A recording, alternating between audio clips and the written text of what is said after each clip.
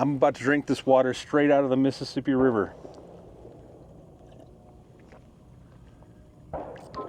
All right, so Itehil, not sure exactly how to say it. I'm just going to say Itehil. They sent me this portable reverse osmosis water filtration system. And with this YouTube channel, I get offers all the time. People send me things and ask to be part of promotions or whatnot. And for the most part, I would say I probably ignore, I don't know, 80 to 90% of those. Mostly just because it's stuff not relating to my channel.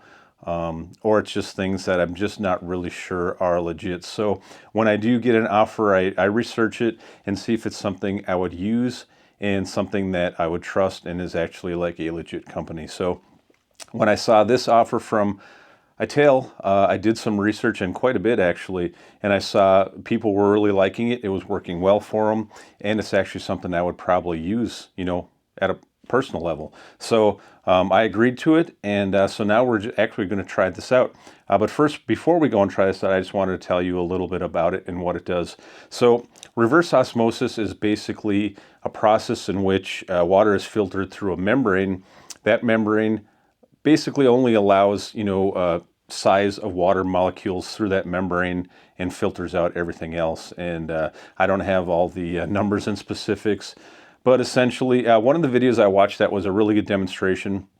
If you were, you know, comparing size of actual things that you could see, comparing a water molecule to a golf ball, and then comparing bacteria and viruses.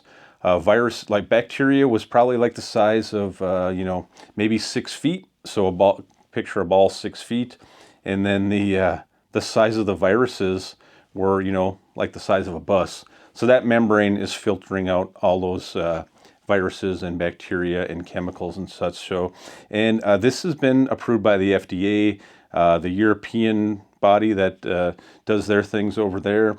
And it filters out 99.99% of everything and gives you pure water. And what's crazy is, I didn't realize this, but you can use any water source, anything that's, you know, has water. So a pond, a stream, you know, a cesspool, you know, whatever you want to filter water out of, you can get pure drinking water out of that. And that's why I think this is really a useful item as far as, you know, you're off the grid, you're camping on an island or a sandbar, living in a houseboat. Or if you just want to buy this and put it in storage just for emergency purposes. There's all kinds of uses for this. And what's nice is it's only, you know, 8 pounds, 9 pounds. So you can pack it away. You can take it on, you know, off-grid trips. And the other good thing about, speaking about off-grid, is there's a USB port right here that will actually, you can hook a solar panel into that and charge this thing right from a solar panel and be, you know, completely off the grid. So I think it's a really good idea, and if it works as it says it does, it's something that I'm definitely going to keep around and use for sure. Speaking of other things people filtered, getting back to that real quick, a couple of videos people actually filtered their urine. Yeah, it's not exactly the best thing to watch on a video, the best content, watching someone drink their own urine, but it works. And there was some testing done, and they got pure water from their urine. So it's not something you could sustain for a long time. Obviously, it's just because, you know, it's not 1-to-1 ratio, so you would just run out of water eventually. But in an emergency situation, it's nice to have. And especially here in Minnesota, the water sources are everywhere, you know, not necessarily potable water, but they're everywhere. So you can find potable water with this in many places. So, all right, so what this comes with is, obviously, this is the unit right here. And then it comes with this carry bag, which turns into a backpack. You can put these straps here. Hybrid is the first filter of the system, and then it goes into the RO membrane system. And then we have some input and output hoses. Start with the input hose. So it basically has this foot here. I'm not sure if there's a check valve or anything in there, but it is charcoal activated, and this goes right into your water source and will filter out, you know, all the bigger debris or whatnot. And it's a nice long hose. I don't know the numbers here, but I'll just give you estimate number. Looks like about maybe 15 feet, 12 to 15 feet for that hose. And how that works is that just screws in right to the back here.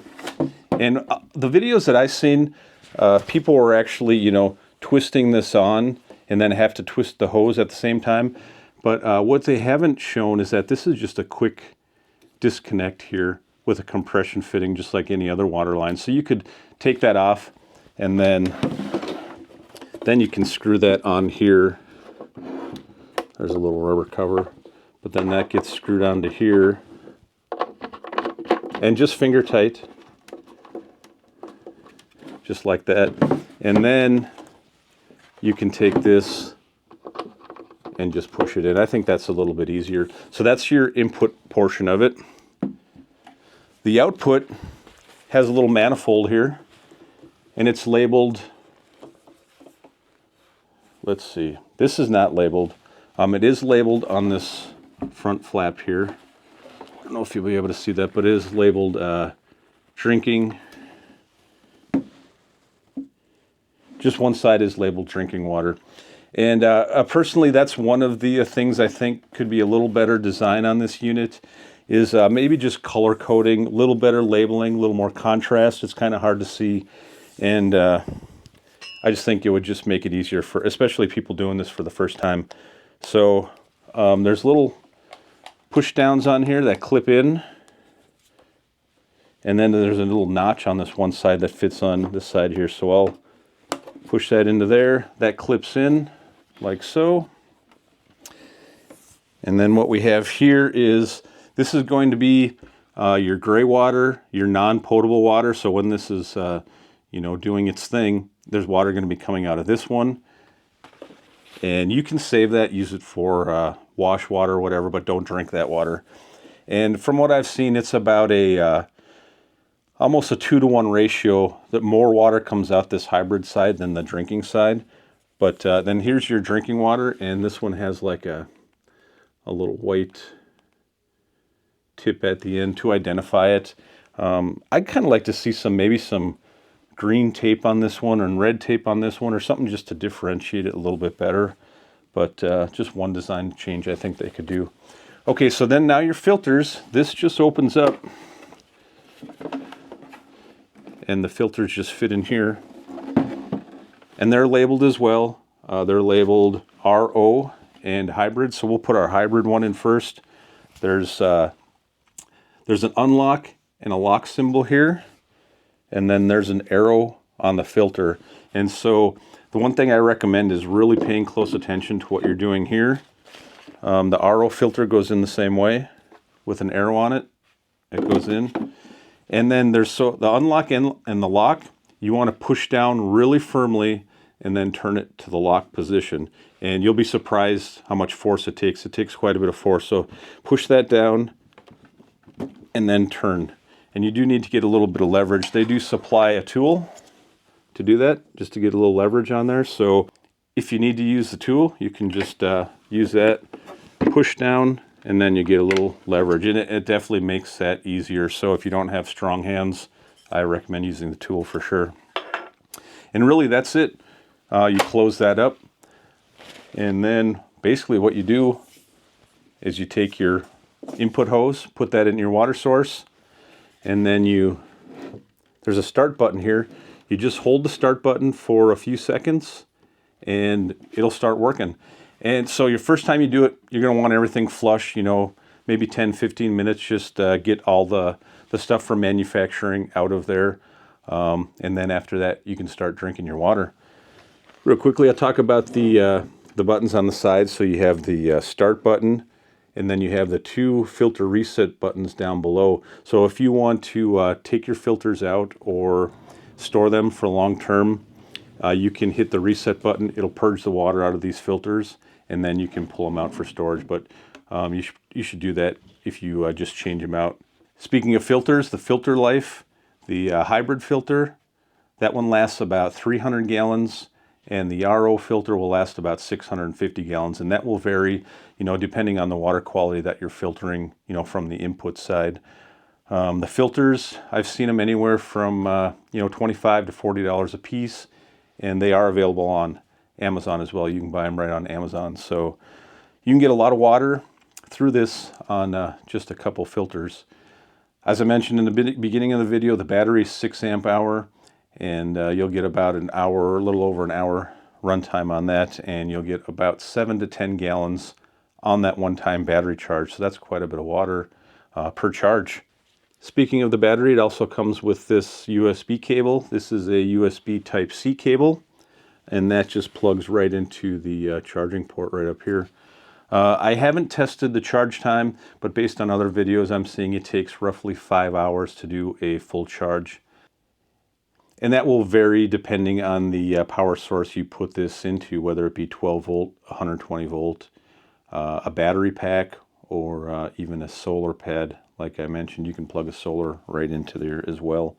The charging lights, when you plug it into charge, it's going to blink red, and then it's going to turn to red, I believe, when it's fully charged. That's a little bit confusing in the user manual, which is not much of a user manual. It's very thin. There's Chinese in here, so I have a feeling there's some translation stuff. Not a ton of info in here, but I think most people have ran any sort of electrical devices will be able to figure out the charging part of it. The colors just might not match up exactly as it says in the manual. So just so happens I'm going to go fish out on the Mississippi River today, and we're going just south of Minneapolis, St. Paul, and we'll be downstream of there. And that's someplace you do not want to drink water out of. There's a lot of sewer runoff, there's fertilizer, chemicals. PFAS is a big one, 3M. A lot of PFAS leached out of 3M and in that body of water. In fact, just recently they're saying not to even eat any fish out of that water because of the PFAS. And according to the documentation, this will filter out PFAS. So we're going to throw this in the Mississippi River, pull out some drinking water, and I'm going to take a drink. I wouldn't be lying if I didn't say I was a little nervous about taking water right out of the Mississippi and drinking it, but we're going to give it a try. My friend John's going to be with me. He's a chemical and environmental engineer, and in fact, one of his monikers is Wastewater Guru. So it'll be interesting to see if he first is brave enough to actually drink some of it, and two, what he thinks about after he drinks it. So we'll see if he wants to take a drink. I'm going to try it either way, and so let's go out to the Mississippi River right now and drink some Mississippi River water. All right, John and I are out here doing a little fishing on the Mississippi River. As you can see, we got some kind of, I don't know, some sort of barge pit here. Whatever it is, they're probably not bringing good stuff through this little area, so we thought this would be a good spot to get some of the worst water. We're down from, I don't know, sewer discharges, water treatment plants. What else we got up here, John? Got the refinery, Ashland. Oh, refinery, yeah, that's right over here. Downtown Minneapolis, St. Paul, which is probably the worst of it all. All right, we fired up the water, the reverse osmosis here. I got the gray water going into the bucket. This one's just dangling, so it's not hitting anything. We're pulling water right out of the river here, going through the system, gray water into here, and then we're just gonna fill up our cup with some fresh water. And I'm gonna drink it. Now, I talked to John. He said maybe not. He's probably not gonna drink it. Maybe I should trust him. Like I said in my intro, he is known as Wastewater Guru, so I don't know. John is going to be a conscientious objector. I don't know if that's a good or a bad thing that John doesn't want to drink it. Like I said, I did a bunch of research, and I'm going to trust the FDA on this one. It goes pretty quick. I think on my research I found it was about a gallon every 10 minutes probably. So it's a trickle, but it fills up pretty quick. Look at this cool little cup I found. It even has my name on it. Speaking of which, hey, if you want to get this $40 off, just enter Darren40. You get $40 off. I don't usually do those discount codes, but they offered me one, so. All right, you saw it real time. We're just going to put this back in here and give it a little sniff. All right, here we go. On a positive note, John knows where Darren's car keys are, and I can get home on my own if he passes out and dies. It's 38 degrees, it's fresh, it's cold, it's good. I can't taste anything. This is water we pulled straight out of there. It's fairly clean. I definitely would not drink that though. Who knows what's in this water? I think the worst thing is probably the PFAS from 3M, which I did verify this will filter out, so. That's polyfluorinated alkaline substances or something, in case you wanted to know. Yeah, what he said. I don't know what else to tell you. It seems to work pretty good if you need something for bug out bag or emergency issues. It's pretty good. All right, thanks for watching.